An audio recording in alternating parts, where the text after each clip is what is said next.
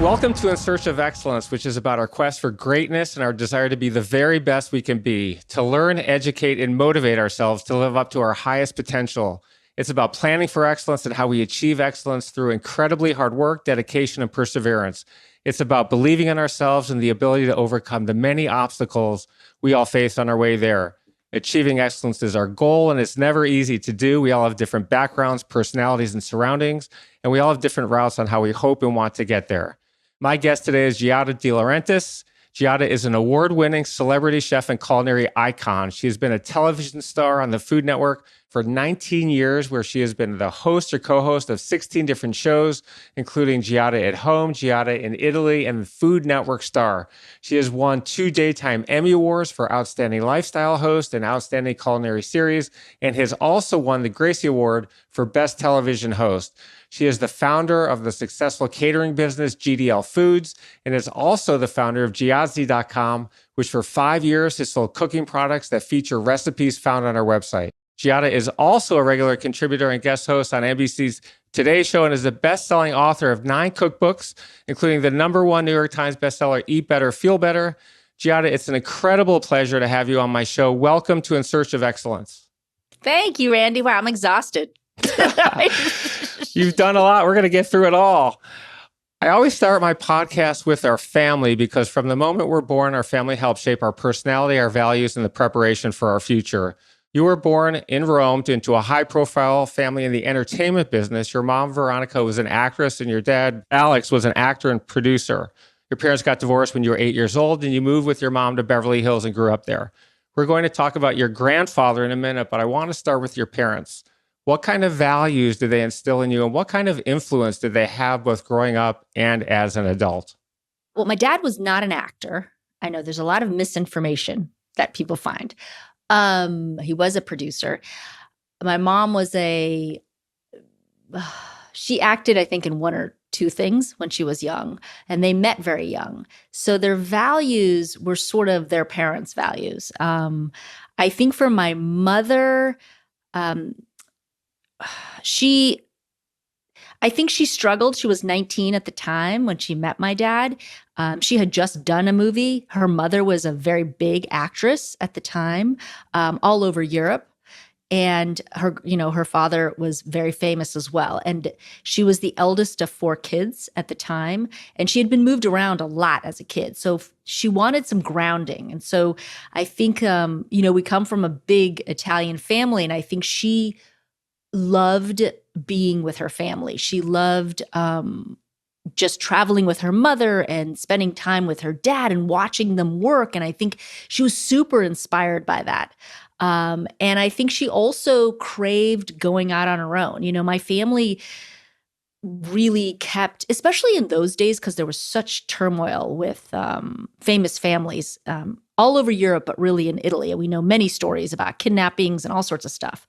And so my family was a very tight-knit, and my grandparents were very strict in the sense that my mom, even as an older teenager, wasn't really allowed to do much without them. And she wasn't much of a rebel. She kind of followed the rules. And I think family was probably the biggest and most important thing in her life. And my dad's life was a little different. He went to boarding school most of his life. He didn't know his parents that well, but he did come from, a pretty well-to-do family. And my parents getting together was not something that my grandparents were fans of. So I think for my mom, it was the rebel in her at that point that came out, even though she loved her family so much. So we stayed close to the family, to my mom's family, forever, really, and even moved to the States with them. So I would say family is #1 on that list of values. Let's talk about your early childhood and the difficult start you had after moving here when you were 8 years old. You didn't speak a word of English, and the kids at school bullied you. They tormented you, made fun of you, and called you names. And to make matters worse, your teachers really didn't stop what they were doing. Bullying wasn't a topic that people talked about back then. And even though it is now, it remains a serious problem. Here are some depressing stats about bullying. 1 out of every 5 students in the United States is a victim of bullying, over 3.2 million students. Of these, approximately 160,000 teenagers skip school every day because of bullying. Similar to your experience, only 1 in 4 teachers sees nothing wrong with it. And when they do see it, they will intervene only 4% of the time. Students who experience bullying are at increased risk for depression, anxiety, sleep difficulties, lower academic achievement, dropping out of school, violence, and suicide. We're going to talk about your grandfather in your introduction to cooking in a minute. But before we do, can you tell us about Jabba the Hutt and Star Wars and the effect that being bullied when you were 8 years old had on your path to excellence and on your future? Oh boy. Yeah, it was rough coming here. I will admit it was rough. I think partly we just lived in a different day. I mean, I moved here in the late 70s. It was a different time in this country than it is today, thank goodness. I also think that, my family, they really truly believed that the family stuck together and they didn't do the greatest job at assimilating. They really wanted us to speak Italian at all times. They wanted us to eat Italian food at all times.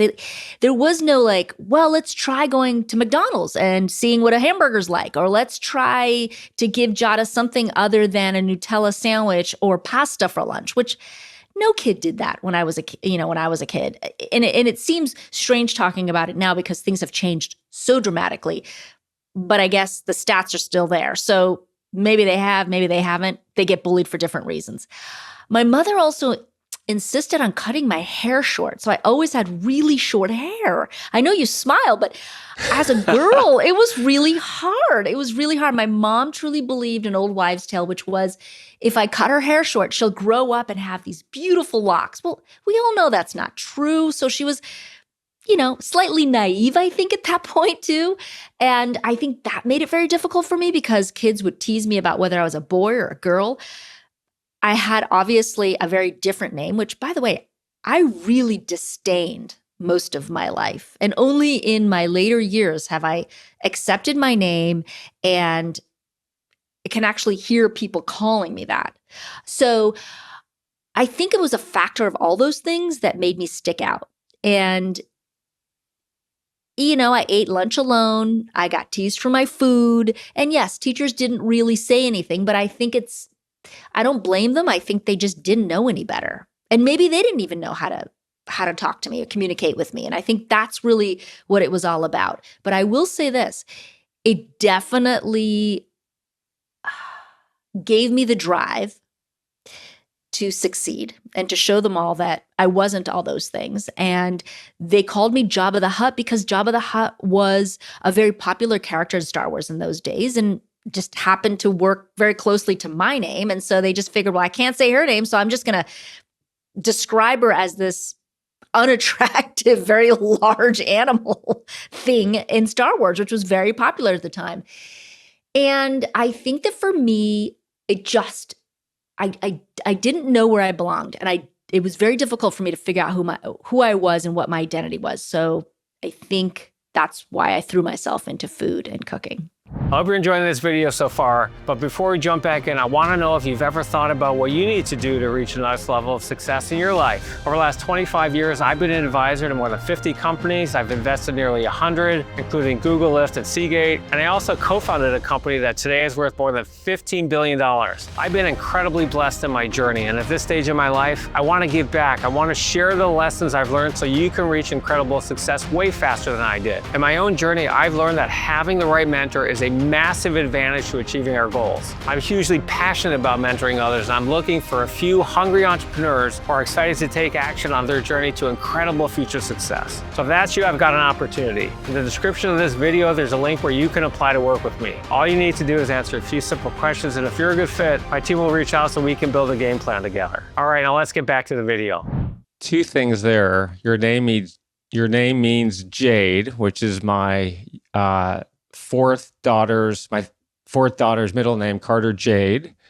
And I stuttered as a kid and was badly bullied from the time I could speak through high school. It was brutal. I'd come home crying every day to my mom. I sat alone many days, many years. Kids made fun of me. Teachers did do something to stop it, but it wasn't a lot. But similar to you, it gave me a tremendous amount of drive to succeed. And working hard to overcome my stutter was one of the best things that has happened to me. So I sympathize with what you went through. It does make you stronger, and it does create drive. It does. Let's talk about your grandfather, the biggest part of your childhood. And I want to give everyone a little bit of family history here. Your maternal grandfather was named Dino De Laurentiis. He was a very famous, incredibly successful Academy Award nominated movie producer who produced more than 600 films in 60 years, including Serpico, which was released in 1973 and starred Al Pacino, and Conan the Barbarian, which was released in 1982 and starred Arnold Schwarzenegger. Your grandfather's father, your great-grandfather, owned a pasta factory outside of Naples where they made pasta and sauces, and your grandfather and his 7 siblings would go door to door selling them when he was a young child. It wasn't the kind of factory that makes cars in Detroit, as you have said. It was a building where they lived in part of it and made pasta in the other part, and when they finished making the pasta, they hung it on the roof to dry on clotheslines. Mm-hmm. His experience in making the pasta and selling it stuck with your grandfather, and after he became a successful movie producer, he opened up a gourmet grocery store called DDL Food Show. You were 12 years old when it opened, and you'd go there after school and spent a ton of time there. Can you give us the details about what you did there, how often you went, and how important this learning experience was to your future? And is having a passion for something at such a young age important on our path to excellence? Yes. So I was 12 years old when my grandfather opened DDL Food Show, one in Los Angeles and one in New York. It was definitely his passion. He loved making movies, but he loved food even more. And I guess it kind of ties back to family, and that's what ties us all together. I went pretty much almost every day after school. And I think the thing that I was so drawn to was just actually the customers coming in and seeing this massive space with all different sort of stands, very similar to what Italy has today, where you get bread at one section and you get pasta at another, and then you'd have a butcher, and that's how it would work. And also the fact that my grandfather brought all of his friends from Italy that he grew up with, pizzaiolos and butchers and everybody you can imagine. He actually imported them and moved them to Los Angeles and to New York.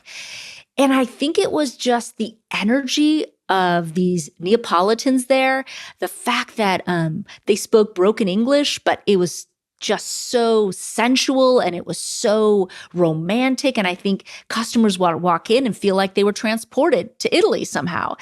And there was such a light in people's eyes, and their mouths would just drop with amazement. And I think, and the food and the aromas that were coming out of that place. And I think it was a combination of all those things that I realized, whatever I do, I want to be around this. A combination of everything, not just the food, but even the people and the excitement that they had, and the shock and awe and wonder that was coming out of them. And I think that I was attracted to all of that somehow. And so I would just do whatever it took, would take out the trash, hand people things, ring them up, whatever I could do, because I was a kid, I would do so I could hang out there. And it was pretty impressive. And I watched my grandfather when he was there, just kind of talking to everybody and shaking hands and being very personable. I was not very personable at that age. I was very, very shy, but I loved watching it. I think it's one of those moments in your life where I realized somehow this is the world I want to be in, and I'm going to make that happen. But I don't know that I knew anything more than that. Let's move on to education, which I think is one of the most important ingredients to our future success. You went to high school at Marymount High in Los Angeles, and then you went to UCLA where you got a BA in social anthropology. You were the first person in your family to go to college, which was a little rough for you because back then when you came from an Italian family, the tradition was that they liked the men to be the ones to go to college. Your grandfather used to say to you, why don't you just get married and have kids? Those were the cultural norms at the time, and they've changed a lot, obviously, in the last 30 years. And even though you came from a wealthy family, you paid for college yourself. When you graduated, no one made a big deal out of your accomplishment, despite how monumental it was. We're going to talk about what you did after you graduated at UCLA in a minute. But before we do, can you tell us how important education is as well as what we study in college to our future success? And is what we learn outside the classroom as important or more important than what we learn inside the classroom? Yeah, it's a good question. You know, I come from a family who didn't really value education. My grandfather only finished, I think, 8th grade. He really didn't even go to high school. He joined the Army for World War II, so he never really went. And he became a giant international success. My grandmother didn't really, I think she went to high school. Yeah, she did, but no college. And she became a giant international success. And so I think for them, they didn't really see the value in it. I think it was just the cultural norm of where my grandfather came from and the world he came from.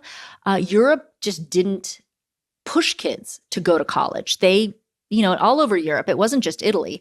And I think they just didn't see it that way. But I felt like, I was the eldest of the 4 kids, of my siblings. And I felt that without an education, I wasn't sure there was much more for me to do.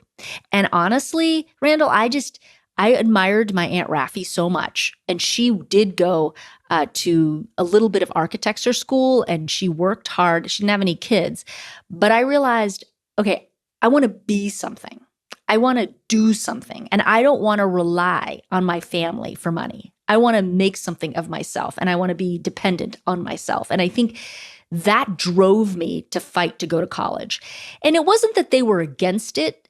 It just, they didn't see the value in it. And so for them, I didn't even want to ask them to pay for it because I already knew that, I had a younger brother, 2 years younger. And I knew that for them, they would think, well, no, your brother go to college, but you don't need to go to college.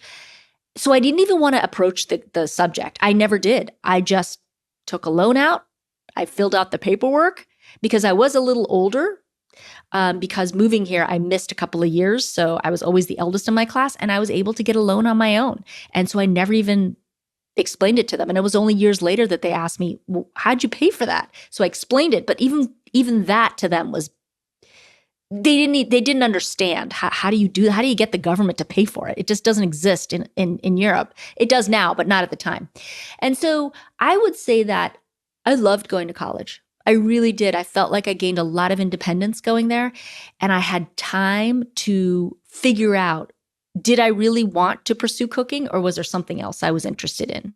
I also got to meet a lot of people. And I think I had so many opportunities that I think just helped me sort of grow as a person. And for me, especially being so close to my family, I felt like I needed somehow to be able to detach from them. And college gave me the opportunity to really do that. I do think that the experiences outside of college are just as important as what you experience when you're studying. It really helps a lot of people focus on maybe what they'd like to do, meet people that really influence the rest of their lives, and just learn so much about yourself. I mean, you really grow and learn about yourself for the first time in your life. And that is an experience I think everybody should have. It should be their right to have it. I agree. I learned as much outside, probably more outside the classroom. I was an entrepreneur. I sold t-shirts. I did well academically. I grew up not wealthy, was raised by a single mom, and really wanted to make money. So for me, education was the path out, and it gives you a stepping stone for whatever else you do. Speaking of what you did next, when you graduated, your family tried very hard to get you to work in the entertainment business. Your grandfather and Aunt Raffi were producing a movie at the time, and they had you work on the set in various roles, from costume design to set design. And then you were given a small role in one of your aunt's films, but you didn't like that either. In fact, you hated being in front of the camera and you hated everything about being on a movie set other than the catering truck, which you thought was interesting and wondered how they did so much from such a little truck. Despite their efforts, you were determined to set your own path. You decided to go to the prestigious and world famous 125-year-old Cordon Bleu cooking school in Paris. We had aspirations of becoming a pastry chef. You are also the only woman in your class, and similar to college, you put yourself through and paid for cooking school. Can you tell us about throwing pots and rolling pins and the burns all over your arms, and how important it is not to quit when the going gets rough. And can you tell us how important it is to pursue your own path in life despite family or other outside pressures who want you to do something else? Yes, my family thought I was nuts when I said I was going to move to Paris and go to cooking school. Again, cultural norms. My grandfather felt that I was too little and I was a female and that it just wasn't the place for me. And why would I ever want to be in a kitchen? He was like, that's not a place for a woman and it's not a place for you. And you can't lift heavy pots. That was in his mind all the time. You cannot lift heavy pots. What in the heck are you doing there? Then when he wrapped his mind around the fact that I wanted to cook, he then switched and said, well, then forget Paris. That's old news. And you go to China and you learn to make Chinese food. China is the future. And I was like, and I kept saying to him, I don't want to go to China and I don't want to learn to cook Chinese food. And do I even look like someone who could possibly have anything to do with Chinese food? No one would even believe it. So I think that they were just confused by the whole thing. I think they also, I was the first grandchild. So I think for them, it's like the first child who kind of grows up in America and starts to open their mind to what the possibilities are here and what people value here. And they just had a really hard time accepting that I wouldn't follow the traditional norms. At the same time, interestingly, I wasn't a boy, so it was okay if I was going to go off the rails. They were like, oh, let's just see what she does. It doesn't matter. Whatever she does, and it won't really matter. So expectations were low being a female. So that helped me out and I was able to do a lot of these things. But yes, I had to do a lot of them on my own terms and figure it out on my own. I will say Paris was rough. I thought it would be easier because I spoke French. Because I spoke Italian and French and Italian are so close. It was not easy. I was lonely. I was so sad and depressed. I realized the weather in France is just horrible during the winter. And I didn't realize how much I loved the sunny California sunshine, that I somehow was getting a lot of energy from that. And I was all alone and I didn't know anybody and I didn't speak French and the school was all in French. So it was very rough for, I'd say 9 months of it. I wanted to come home every single day. And thank God I didn't, because I think it made me so much more resilient. And I don't think I could have done all that I've done so far in my life had I not had that experience and gone through that darkness to get to the other side of it. But it was rough. It was really, really rough until, 9 months in, I started getting friends and I realized how to get through the classes and I learned to speak French and I got over the loneliness because I got a group of friends. But that was a giant leap, People were throwing pots and rolling pins at you, and well, in France, you had burns over your arms. You lost 10 pounds. I lost 10 pounds because I was so depressed. So yeah, crazy though. The second year, I gained 10 pounds and then some with all the croissants I was eating. But yes, so cooking school in Europe at that time, I'm not saying it's like that anymore, but at that time, you have to think that the chefs that cook there basically dealt with a lot of abuse growing up, and they all worked in restaurant kitchens, and restaurant kitchens were horrible places. They just were. And they usually employed, if they even employed them, young children from families that, didn't have a lot of money. People just sent their kids there. So they dealt with a lot of abuse. So they turned around and went to these cooking schools to teach and were very unhappy people and just thought, oh, these people are paying for this. Okay, we're going to show them what it's about. And, they were rougher on the women. There were other women in my classes, but they were definitely tough on us, really tough. And yes, they would throw things at us, sauce, whatever. I had burns. But I think honestly, Randall, that having dealt with all the bullying that I dealt with when I was young, I kind of just, I don't know. I just kind of got through it. And I cried a lot and I was upset, but I kind of just felt like that's just the way things are. You know, when you go through it as a young child, you sort of just expect that those are the bumps in the road that you're going to have to deal with as you grow up. So I dealt with it. I wasn't proud of it, but I just dealt with it and I got through it. And I think that experience definitely made me more resilient than I could have ever been in this life. You graduated, you moved back to LA where you worked for a few different French chefs in mostly menial positions, but you also worked at two prestigious restaurants, the Ritz-Carlton Fine Dining Room and Spago, which was owned by the world famous chef Wolfgang Puck. Spago was the big one. It launched your career because having it on your resume helped you get jobs as a private chef. We're going to talk about your private chef experiences in a minute, but before we do, can you tell us how you got those jobs, how hard it was to land them, how much preparation you did for them, and what the interviews were like? They were all tough jobs to land. I think the Ritz-Carlton was a little bit easier than landing Spago because it was a union job. So they have to they have to hire a certain amount of people. It was just a little easier. And I got paid more, which was nice. And I got to work for a French chef. So I could continue to speak French, which was really important to me, to continue sort of that whole rhythm of cooking and that whole cultural sort of feel. I would still cook French food. It felt like it was just an extension of what I was doing in France, which I really wanted to do because in my mind, I was going to be an executive chef at a French restaurant too at the time. So I really liked that. And I loved the camaraderie. I loved working in the different departments. You know, when you work in a hotel like that, there's so many different departments you can move around in, which in a restaurant, you're a little more limited to certain areas. And there were a lot of different people there. And I had a lot of fun bouncing ideas off of people, cooking with people. It was just fun. It was fun.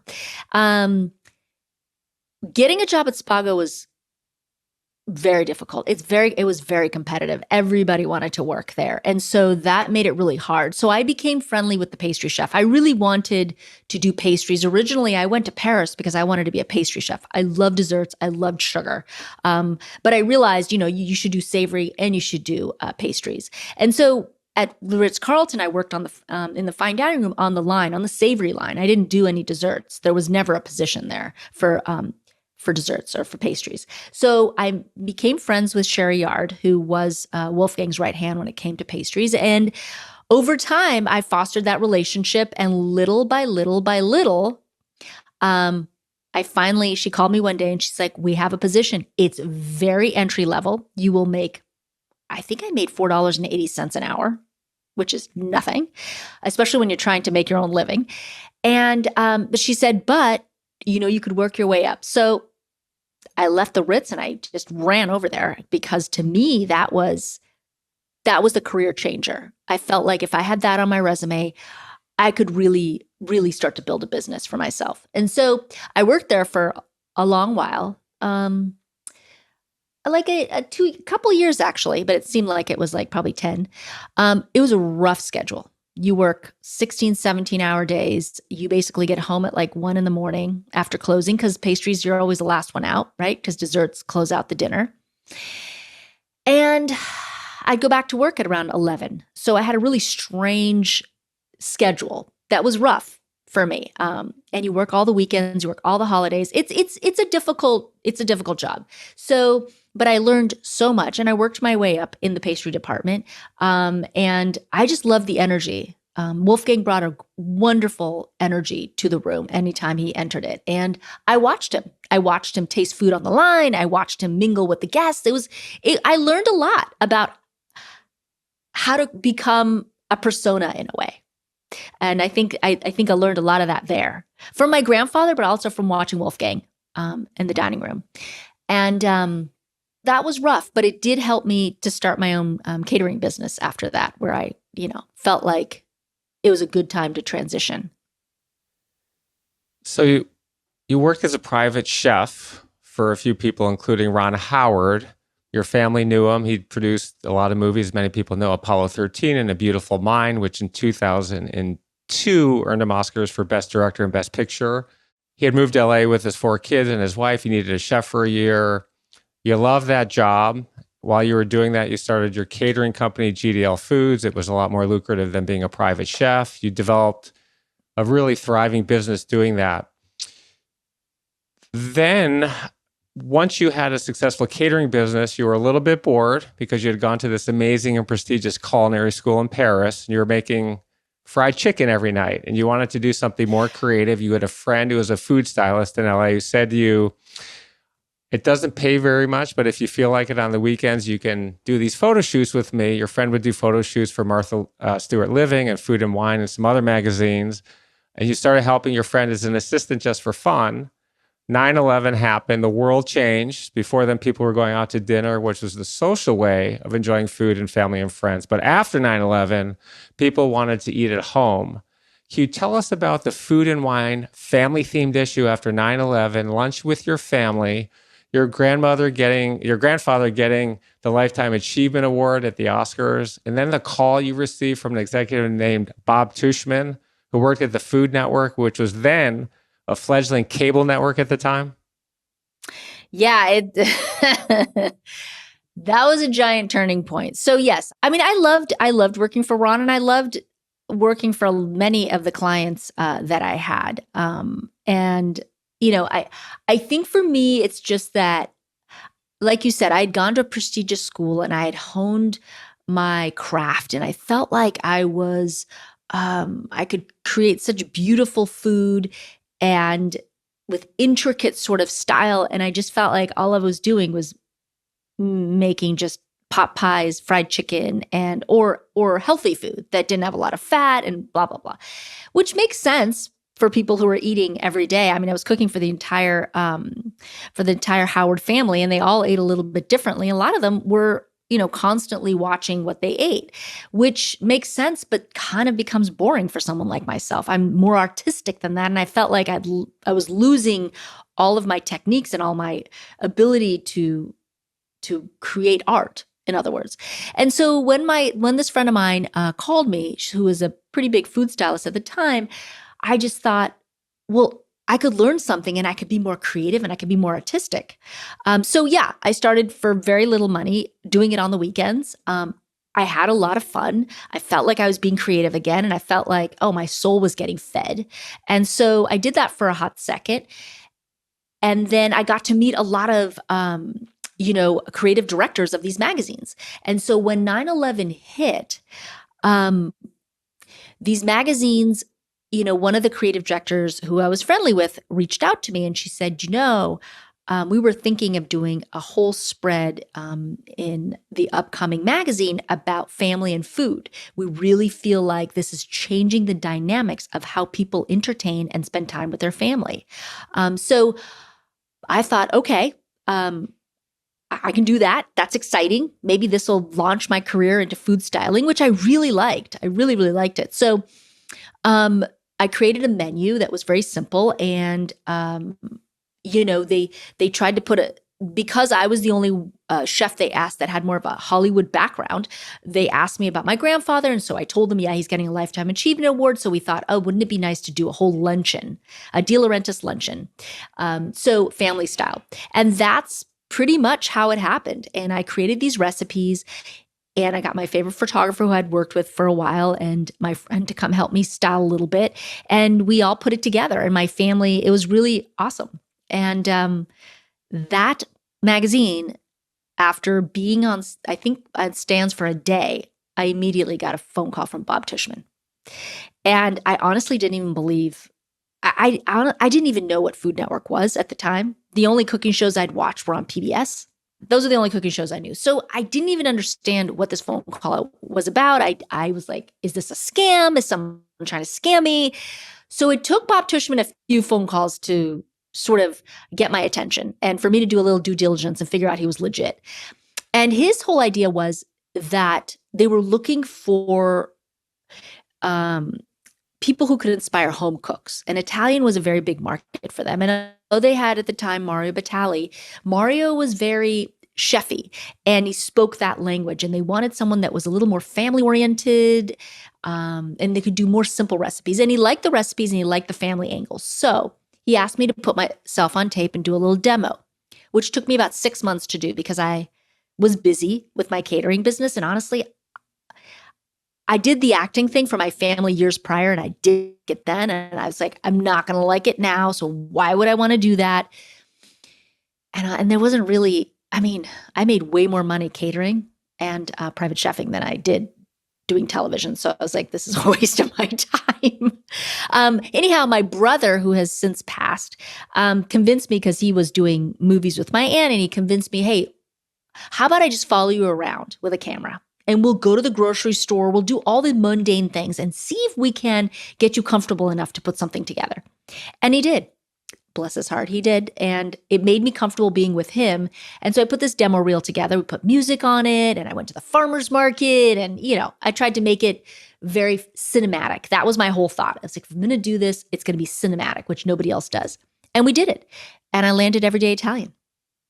And it took me a couple seasons to get comfortable. Definitely, it was a difficult and rocky road. But the rest, I guess, is history, as they would say. Let's talk about the rough beginning for a minute. When the program first aired, the network received mail that accused them of hiring a model or actress who was pretending to be a chef instead of being a real chef. You were naturally shy, which is shocking, and it took some time for you to get comfortable in front of the cameras, but you did. You became a fan favorite. You were also very insecure about what you were doing, and you got over that too. It was 19 years ago, and since then you've been the host or co-host of 16 different shows and are also a co-host of the nation's #1 morning show. Does practice make perfect? And what's your advice to the millions of people who are shy and think that being shy is hurting their careers? And what's your advice on how they should get over it? And for those working who are insecure about what they're doing, how should they get over their insecurity? Practice for sure made me 10 times bigger and better than I ever could have been. I think you got to stick to it. I would also say that doing the Today Show live was a game changer.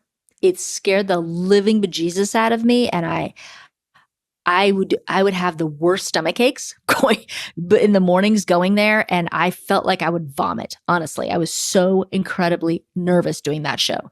But live television changed my life. It just did, because I learned to be comfortable and secure, and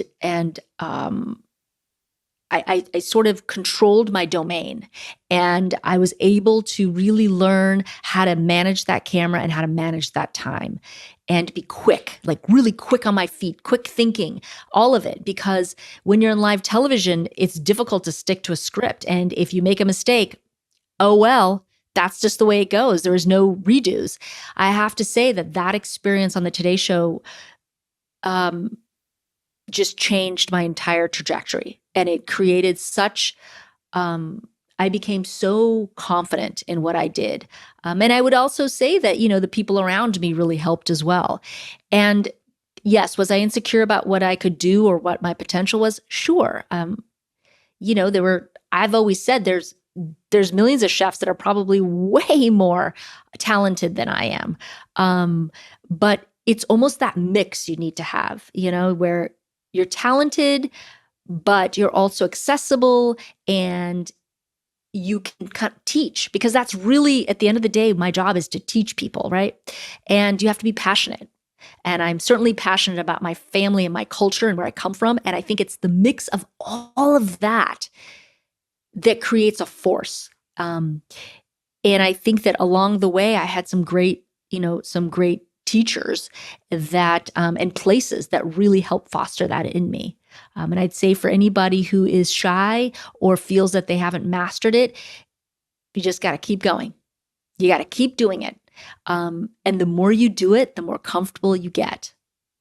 And talking in the mirror really helped me as well. I know that sounds really cheesy and corny, No. but talking in the mirror and watching the way that you react, because how do I know that when I'm looking at a black circle on a camera? I don't know what the way I look, and I don't know how I speak.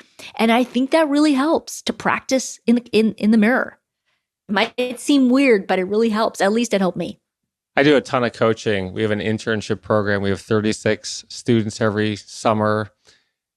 We teach a lot about the intangibles as much as the tangibles. I think that many times the intangibles are more important than the tangibles. And I tell everyone, practice in front of the mirror. We're going to talk about preparation in a few minutes, but I want to switch gears and talk about sexism. It's rampant in the American workforce. It's also rampant in the male-dominated food industry. As of December 2021, there were 145,115 chefs currently employed in the United States. Of these, 25.8% are women, while 70.3% are men. In the United Kingdom, only 18.5% of over 250,000 professional chefs are women. And we'll start by talking about your first restaurant named Giada, which opened in July 2014 at the Cromwell, which was the first ever boutique hotel on the Las Vegas Strip. More important than the location was the fact that you were the first woman to have her own restaurant on the Las Vegas Strip. There's a common perception among female chefs about how their likability with their peers and the public impacts their professional lives. On the flip side, the same has not been true of men, where bad behavior has been accepted for long periods of time. In the last couple of years, we've seen exposés that reveal cultures of ridiculous harassment and in some cases sexual misconduct by famous chefs like John Besh and Mario Batali, who have gotten away with this behavior for decades. People have given a lot of reason for the culture and the sexism in the restaurant business and for female chefs. People who work in the industry have said that they don't feel like a woman can handle the pressure, and that's why it's a boys' club and why they don't let women in. You've made it as a pioneer. You're incredibly likable. You have a great outgoing personality. You have an incredible smile, and you're incredibly beautiful. You're in the 1% of 1% of 1%. What's your advice to women who want to succeed in business or in any business where sexism is rampant? And how does chess, Monopoly, and politics play a factor in their success? Oh, yes, this is a very complicated question. Unfortunately, yes, it is perceived that women can't handle the stress for some ridiculous reason, because who's having kids in this world and who's raising these children? And isn't that the biggest job that anybody could have? And most men, if you give them the same chance or opportunity, they wouldn't be able to handle it. So I think it's such a giant misconception. I think it's rampant in probably every single profession in the world, really.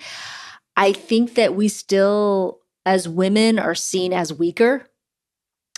I don't know. I think it's gotten better over the years, but it's still something that women fight, that women have to fight on a regular basis. I also think that they make it seem a little bit like, if you make it to that top tier as a woman, you're probably going to be the only one up there because there's no room for any others, which isn't true either.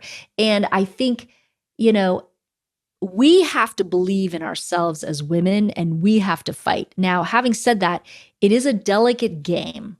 I will say that. And it is, I think what you said about playing a chess game and being very careful about your moves, it's very methodical. The chess game that you have to play in most professions in this country as a female, to sort of jockey your way to see when you can kind of be at the same level as a man, is a tricky game.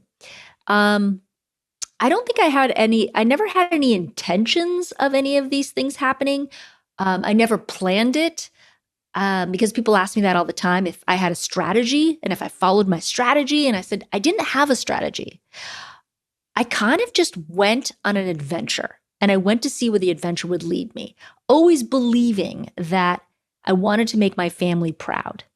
And I didn't want to somehow tarnish their name. That is something my grandfather sort of instilled in me at quite early on in my careers. Please, I have created, a very iconic name. Do not disrespect it in any way, in whatever you choose to do. So that has always been in the back of my mind. So I've made decisions mostly based on what would make my grandfather proud. And I try not to make decisions based on money because most of them never turn out well.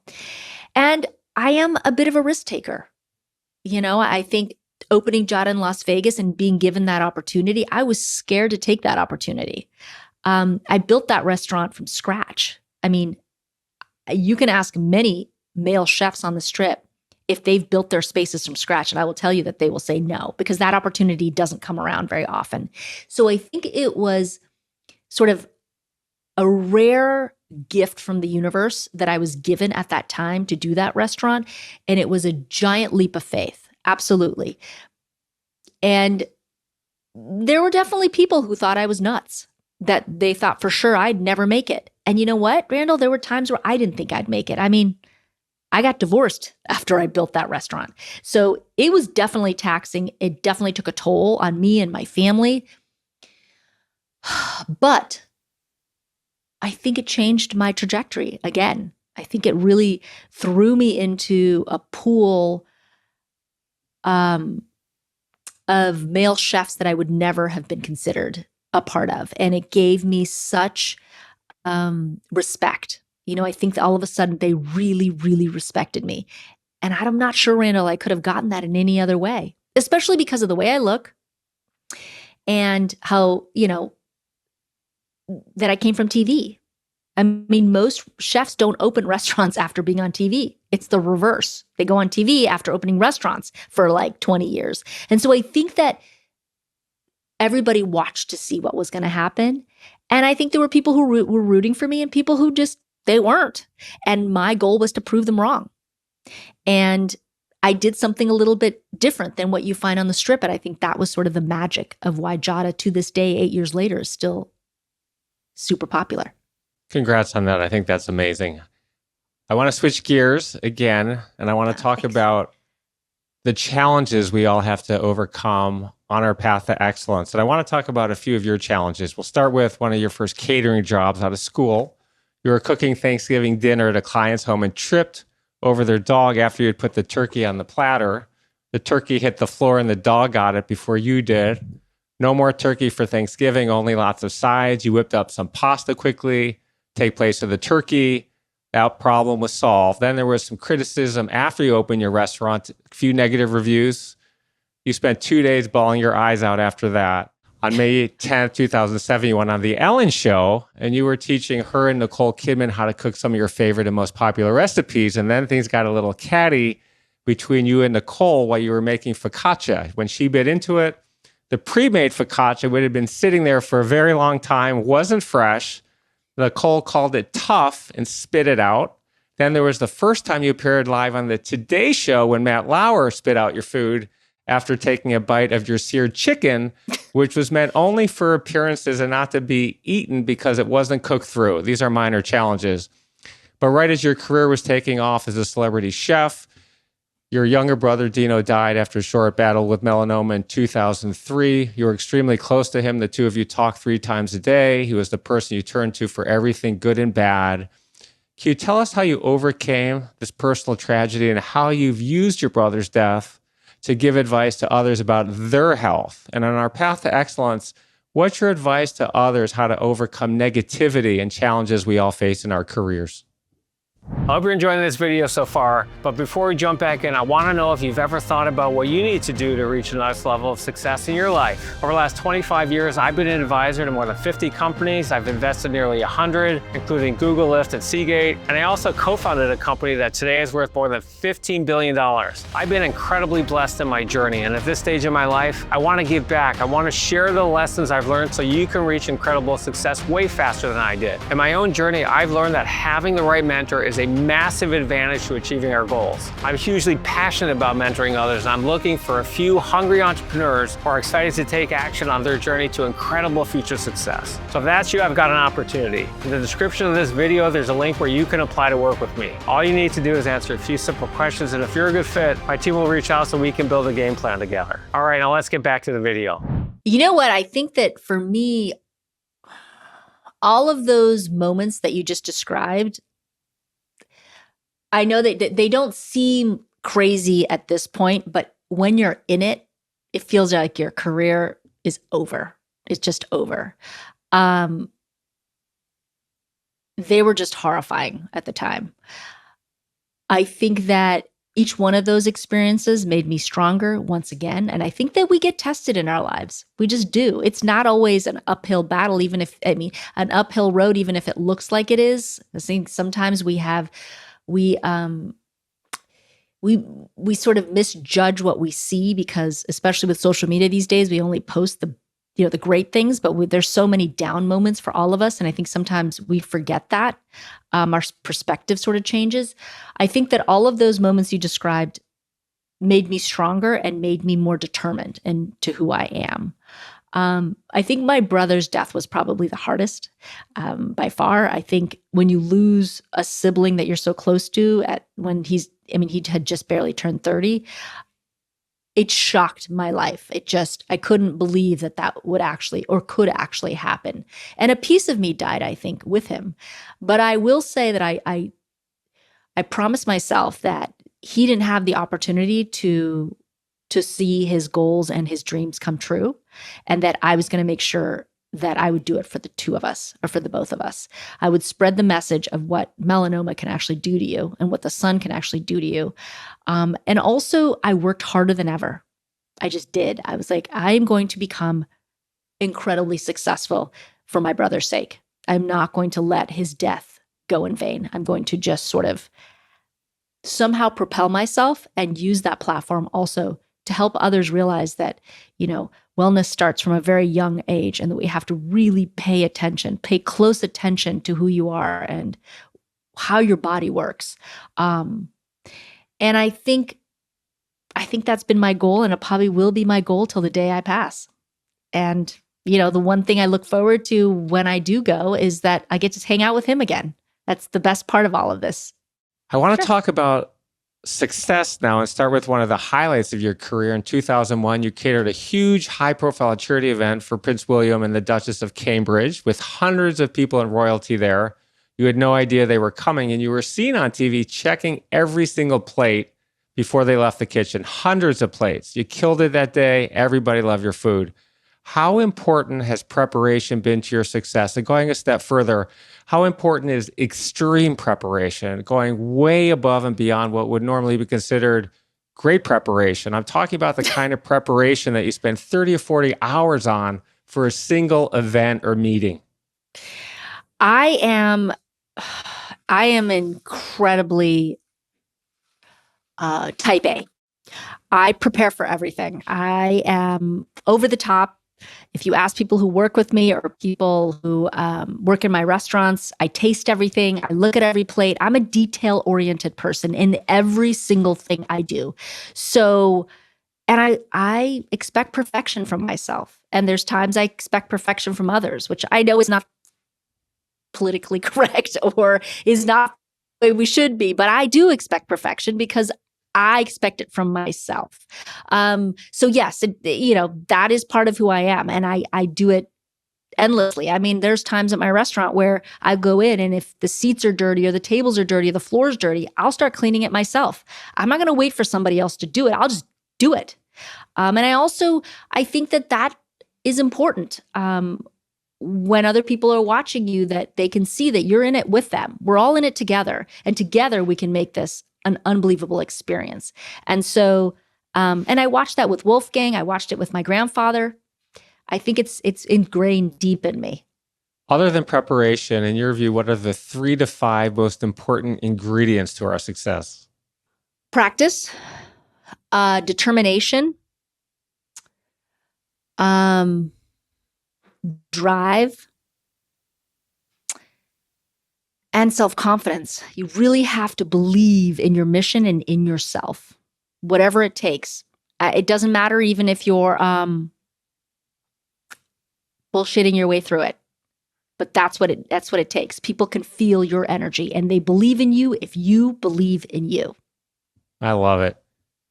Let's talk about the importance of eating healthy. Most Americans don't have a healthy diet, and we'll start with some statistics here. 32.5% of American adults are overweight, and another 36.5% of adults are obese, meaning they're grossly overweight. Being overweight and obese are associated with at least 13 different types of cancer. In the United States, the cost to treat obesity ranges from $147 billion to nearly $210 billion per year. And a report by the World Health Organization estimates that at least 2.8 million people die each year as a result of being overweight or obese. The number one cause of obesity is our diet, particularly the amount of fat and sugar in our diets, and not exercising enough to burn off these calories. You're a chef, you're in amazing shape, and the question you're most frequently asked is, how do you stay in such amazing shape? And your answer is genetics, portion control, fresh ingredients.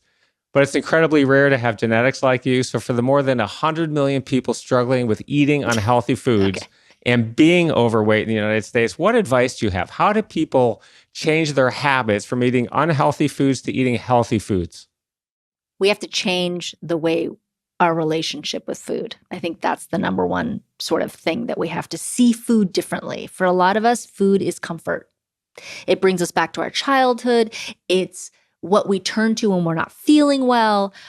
And I think we have to try as best we can to try to change that relationship to food and be a little more knowledgeable.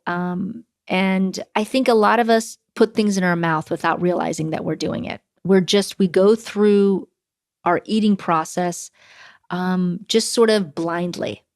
And I think it's really important we wake up and we really realize what it is that we're eating. And I think that it's not just us, but I think we need to push our lawmakers to sort of clean up the food that they're putting on our store shelves, because our food's polluted. I mean, it just is. We've just destroyed our food source. And I'm not saying that it was done meaningfully, but I think that over the time, in an effort to feed all Americans meat and whatever else, we've destroyed our source. And I think that it's going to take all of us to convince our lawmakers that we have to change the laws of how we move in this country. But for an individual, I think just one baby step at a time. So let's say you drink 3 sodas a day. A lot of people still drink a lot of soda. I'd say just cut out one of those sodas at a time. Don't go cold turkey, because it never works. Most people can't stick to that. But little by little, scale back on the things you already know are not great for you. And over time, give yourself time and be patient. But I think over time, you can do better. More water, less soda. And I think making better decisions on the foods that we eat. If you eat your 3 meals a day or 2 meals a day with fast food, try to swap one out for something a little bit lighter. Even if it's still fast food, make small changes to your diet, and over time, you will see a difference. Let's talk about work-life balance. Many ultra-successful people I know are workaholics. They aren't around for their kids because they're always working. You have a daughter, Jade, in shared custody with your ex-husband. You're incredibly busy and successful. You have your TV shows, your books, your companies. Can you tell us what your typical day is like and how you balance your personal life with your professional life? And when coming up with the balance, can you tell us what you want your legacy to be? I have no idea, Randall, what I want my legacy to be yet. I've tried to think that I'm a little younger than I am. I will say this, Randall, that the pandemic changed my perspective. Before the pandemic, my day would start 5:30 in the morning. I'd get up, take a shower, get myself ready, get my daughter up, make her breakfast, and then out the door all day. And a lot of times not home until later at night. I love having dinner with my daughter, but pre-pandemic, 3 days a week, maybe. And I do share custody. So I tried to do it when I would have her, but that didn't always work out with my schedule. I traveled a lot. And a lot of times I'd bring her with me. Once the pandemic hit, I started to realize how much I enjoyed being home and what I learned about my daughter. And so I switched my whole schedule. And nowadays I get up a little later. I spend that whole time with my daughter in the morning. I take her to school every day that I have her, and I pick her up every day that I have her. I've started to realize that these moments are fleeting. She's going to high school next year. I've got 4 years left of her, if that, and she's out the door and I only have one. And I feel better. And I realize I was going a million miles a second. And I've sort of, since the pandemic, so now 2.5 years maybe, I've really slowed my roll. I don't say yes to everything anymore. I try to take more time for myself and spend way more time just chilling with my daughter. Those have become the most important things to me. And I've sort of filtered out a lot of the other noise. Let's talk about philanthropy. Can you tell us about your work with Oxfare America, the kitchen community, and Stand Up to Cancer, and how important is giving back in our search for excellence? I think what happens is we get to a certain age and we start to realize that Well, this happened to me actually when I first had my daughter. I started to realize life isn't just about us anymore. Life is about so many more, so another complete new generation. And my brother died of cancer, so that's why I do a lot of work for Stand Up to Cancer. And I love anything to do with kids. So I also work for Alex's Lemonade Stand, kids with cancer, to raise money for them. I have a charity in Venice that I work for that helps homeless kids, because there's a ton of homeless kids in our own neighborhoods. I've always believed in, yes, helping people around the world, but really looking in your backyard and seeing what needs to be done there. I do inner city gardens for the Compton School District. I do a lot of things that involves children, food, shelter, and in my community. I just, I think when you have been given this special gift, that you can have a platform and you become successful, it is our duty to help the generation, but underneath us, and help kind of pull them up and help them see a bright future. It's what feeds at least my soul. And I know it feeds a lot of people like yourself as well. It really feeds your soul to give back. And I just love, it makes me feel good in a way that other things don't. I think giving back is the most important thing we can all do. And I've been very fortunate, very lucky in my career. I spent 10 to 15% of my day mentoring people, coaching people. But when you can really make a difference in people's lives, people are less fortunate. I'm very passionate about foster care. My grandmother was raised in foster care. I have a scholarship at Michigan where I went to school. It's a full ride for people. It's amazing. You can change the trajectory of one person and their lineage forever, your family lineage. Yeah. It's the best thing I've ever done. And I encourage everyone. It doesn't matter if you're wealthy, by the way. You can still talk give about back. A legacy, Randall. That's the legacy right there. No, but it is. If most people want to be remembered, not everybody, but a lot of people would like to be remembered for who they've helped in their lives and what life they've changed. And you know what, Randall, at the end of the day, when you have kids, as you have 5 of them, I only have 1. Yeah. I want my daughter to see me do things more than just working, but actually giving back. I think, that's something that is really important to me. I started an event with my friend John Terzian years ago called the Imagine Ball. It benefits a homeless charity in Los Angeles that keeps family together rather than breaking them up, which is the normal case. And I brought my kids every year because I want them to see what I'm doing. Before this, I started a function called the Justice Ball. It's in year 26 right now. It's raised $8 million for a nonprofit law firm in Los Angeles. But taking my kids to these things when they're young. Our last event for the Imagine Ball was at Bootsy Bellows. Dave Chappelle was the MC. Oh, yeah. My son was the only one there, by the way. He's 14 years old. And it was the Dave Chappelle, Charlie Kaplan show where Dave is very inappropriate.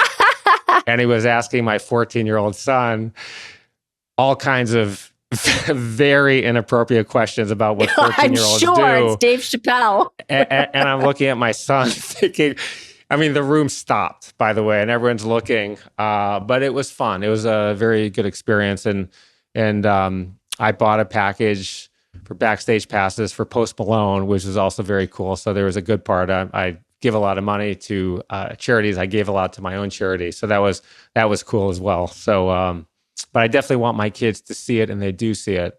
I put a foster care student through Michigan. She was living in her car when she was 17 years old in East Lansing, Michigan. Her parents were in prison.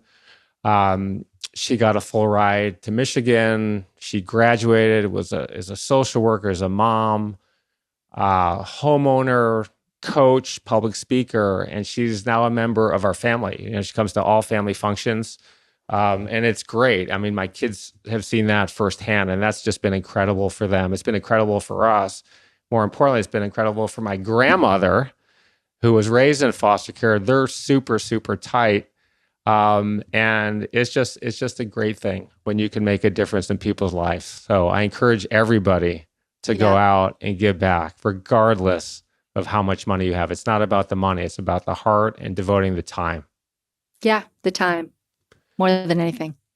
So before we finish today, I want to go ahead and ask some more open-ended questions. I call this part of my podcast, Fill in the Blank to Excellence. Are you ready to play? Sure. When I started my career, I wish I had known That I'd still be here 19 years later. the biggest lesson I've learned in my life is Stand my ground and believe in myself. my number one professional goal is To build my marketplace, Jodzi. I'm excited for that, by the way. I went online. Good stuff there. My number one personal goal is To live into my 80s happily. my biggest regret is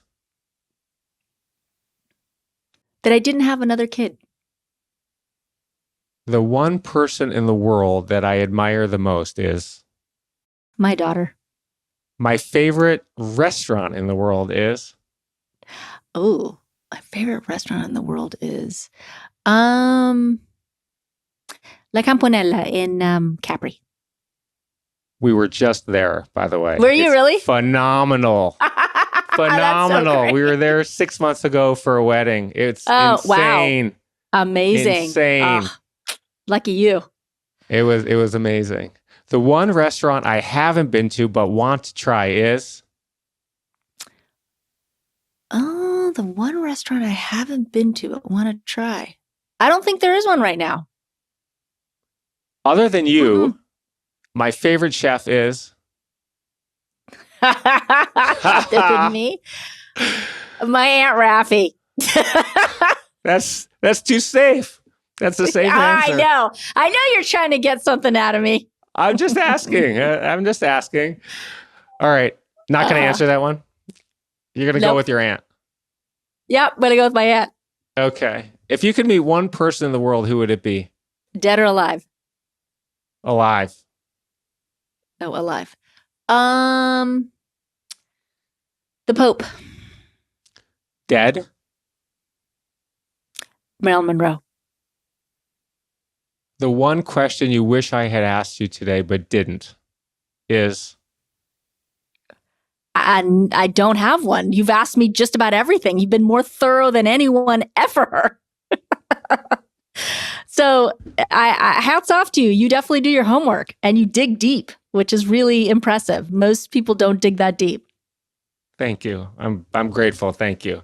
Do you have any last advice for those listening and watching today? And is there anything you're working on that you would like to promote to our listeners and viewers today?